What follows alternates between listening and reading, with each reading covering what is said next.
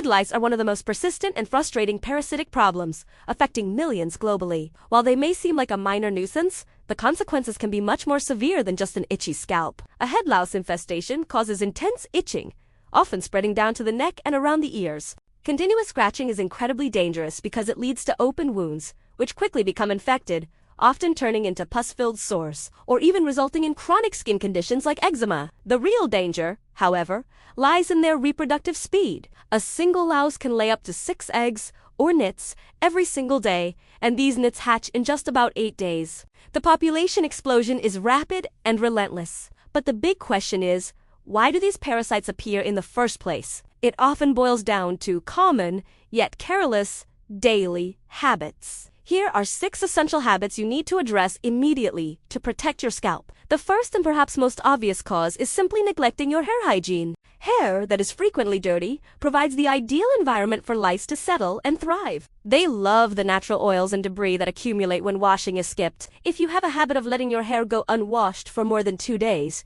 you are actively inviting trouble. The solution is straightforward. Wash your hair, or shampoo, at least every 2 days. Furthermore, don't stop at shampooing. Incorporate regular treatments like hair vitamins or masks to maintain overall scalp health and keep it less hospitable for parasites. Our second habit concerns the products you use. Using the wrong shampoo or constantly switching brands can upset your scalp's natural balance, making it vulnerable. More critically, we must talk about super lice. Modern lice are showing genetic mutations, making them increasingly resistant to common insecticide chemicals like permethrin or pyrethrins found in many anti-lice shampoos. If you notice persistent itching, relying solely on commercial shampoos might not be enough if the lice in your area have evolved. Get to know your hair type before choosing a product and, most importantly, resist the urge to switch shampoos frequently. If you feel that familiar itch, immediately use a fine-toothed lice comb, often called a nit comb, as a first line of defense. Moving on to our third point, a habit often overlooked, especially in urban areas: using public transport helmets without proper protection. If you frequently use motorcycle taxis or ride-sharing services that provide a communal helmet, you are at risk. These common helmets are perfect vectors for transmitting lice from one user to the next. Lice don't fly or jump, they crawl. And they will happily crawl from a helmet lining to your clean hair. Always use a protective hair cap, disposable liner, or even the hood of your jacket before putting on a shared helmet. Better yet, if you are a frequent user, invest in and carry your own personal helmet. This leads us to the fourth point: infrequently washing head coverings. Whether you wear a hat, a cap, or a hijab, if these items are worn regularly and not cleaned, they become harbors for dirt and, potentially, lice. It makes little difference how clean your hair is if you immediately cover it with a dirty piece of fabric that harbors pests. You must establish a routine of regularly washing all your head coverings, regardless of their material, to ensure they remain sanitary and do not contaminate your clean hair. Our fifth major cause involves your personal environment, specifically your bedroom and bedding. Lice thrive in dark, dusty, and dirty environments.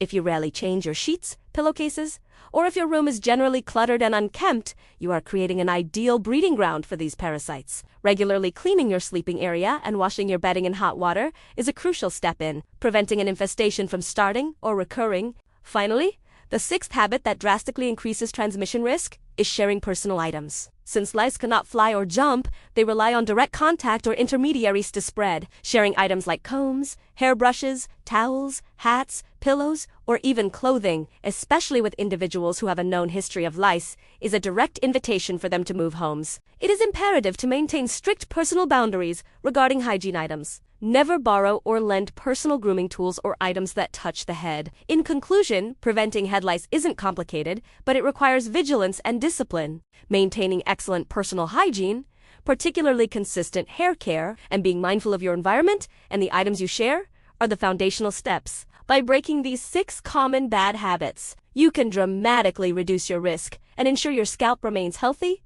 comfortable, and lice